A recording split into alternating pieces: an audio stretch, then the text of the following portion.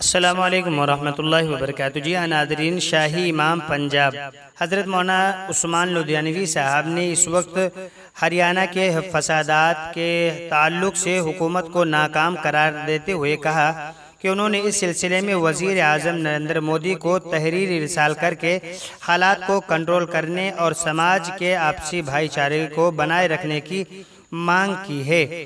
ناظرین، ہم آپ کو بتا دیں کہ حضرت مولانا عثمان لدھیانوی صاحب نے کہا ہے کہ انہوں نے ایک میل ملک کے وزیر اعظم نریندر مودی کو بھیجا ہے جس میں ہریانہ میں امن و امان قائم کرنے کا مطالبہ کیا ہے۔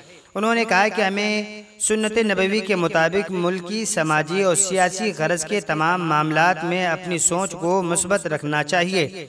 مثبت سوچ و فکر ہی کامیابی کی کنجی ہے، منفی سوچ صرف نقصان پہنچائے گی، اس لیے ہمیں اپنی سوچ و فکر کو ہمیشہ مثبت رکھنا چاہیے۔ اسی طریقے سے گیان واپی مسجد کے بارے میں حالیہ تنازع اور اس سلسلے میں یو پی کے وزیر اعظم کے بیان سے متعلق پوچھے گئے سوالات پر شاہی امام نے اسے سیاسی معاملہ قرار دیا ہے۔